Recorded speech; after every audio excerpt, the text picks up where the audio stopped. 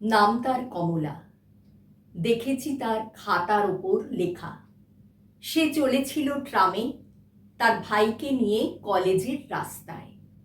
আমি ছিলাম পিছনের বেঞ্চিতে। তার মুখের একপাশের নিটোল রেখাটি দেখা যায়, আর ঘাড়ের ওপর কোমল চুলগুলি খোঁপার নিচে। কোলে তার ছিল বই আর খাতা। যেখানে আমার নাম্বার সেখানে নামা হলো না। এখন থেকে সময়ের হিসেব করে বেরোই। সে হিসাব আমার কাজের সঙ্গে ঠিকটি মেলে না, প্রায় ঠিক মেলে ওদের বেরোবার সময়ের সঙ্গে। প্রায় হয় দেখা।